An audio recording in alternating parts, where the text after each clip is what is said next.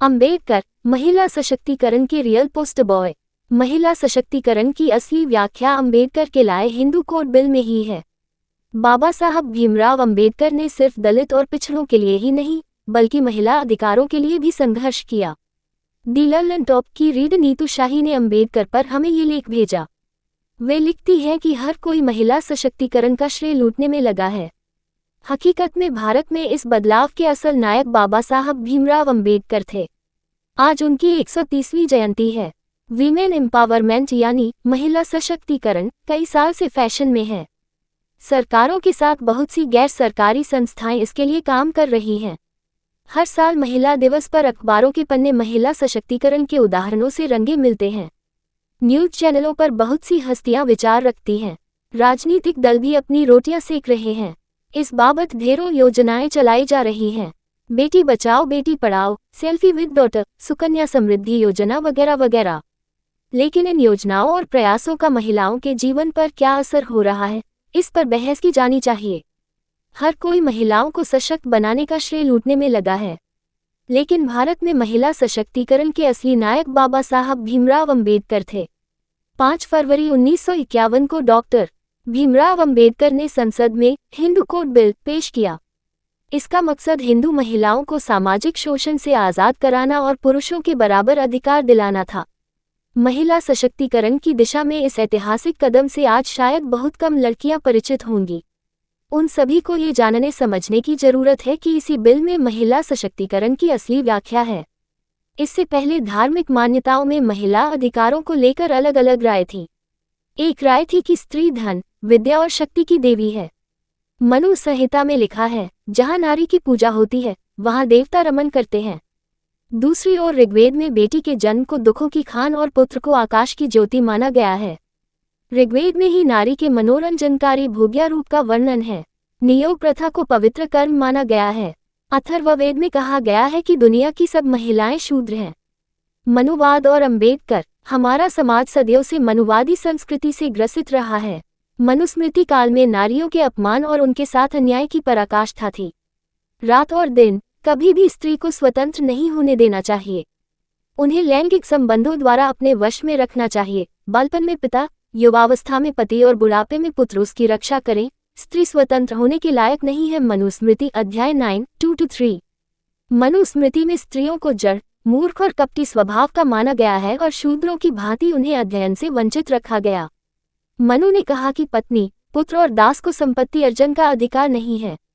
अगर ये संपत्ति अर्जित करे तो संपत्ति उसकी हो जाएगी, जिसके वे पत्नी, पुत्र या दास होंगे। बाबा साहेब ने संविधान के जरिए महिलाओं को वे अधिकार दिए जो मनुस्मृति ने नकारे थे। उन्होंने राजनीति और संविधान के जरिए भारतीय समाज में स्त्री पुरुष के बीच असमानता की गहरी खाई पाटने का सार्थक प्रयास किया।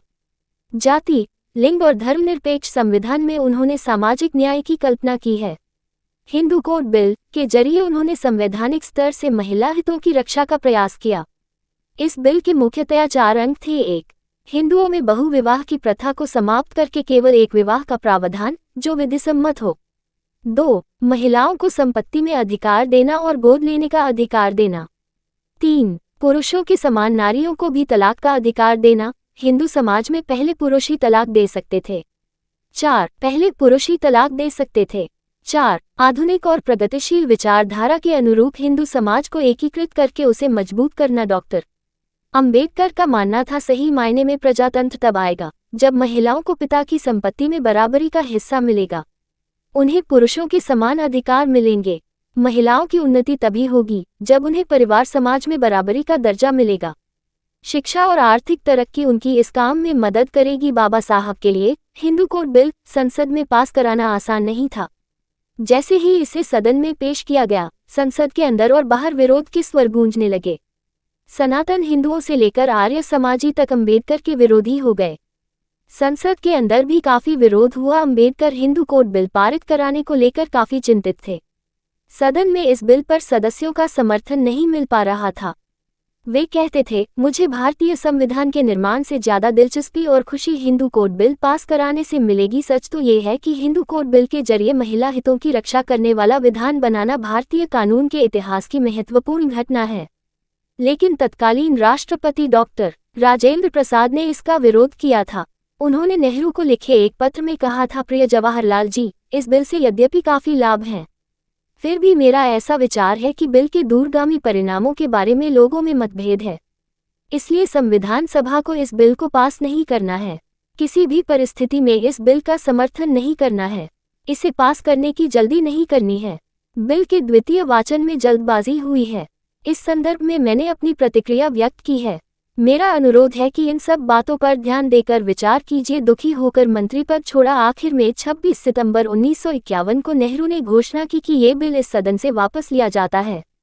इस बिल के पास न होने पर बाबा साहब को पुत्र निधन जैसा दुखा।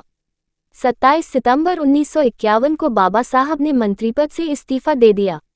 मकसद पूरा न होने पर सत्ता से छोड़ देना निस्वार्थ समाजसेवी की पहचान है। ये बाबा साहब जैसे लोग ही कर सकते थे। बाबा साहब के इस्तीफा के बाद देश भर में हिंदू कोड बिल के पक्ष में बड़ी प्रतिक्रिया हुई, खास तौर से महिला संगठनों द्वारा। विदेशों में भी इसकी प्रतिक्रिया हुई। कुछ साल बाद 1955-56 हिंदू कोड बिल के अधिकांश प्राविधानों को निम्न भागों में संसद ने पारित किया।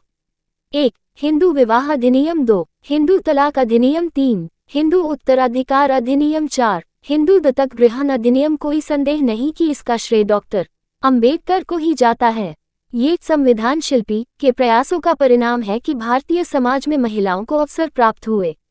वैसे अब भी कई सामाजिक रूढ़ियां महिलाओं के रास्ते की रुकावटें हैं, फिर भी मुझे और मेरे जैसी महिलाओं को अपने विचारों की अभिव्यक्ति की आज़ादी है तो सिर्फ बाबा साहब की वजह से ही मुमकिन हो पाए।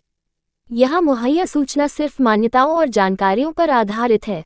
यहाँ ये बताना जरूरी है कि यह मेरा वीडियो किसी भी तरह की मान्यता, जानकारी की पुष्टि नहीं करता है। किसी भी जानकारी या मान्यता को अमल में लाने से पहले संबंधित विशेषज्ञ से सलाह लें। धन्यवाद।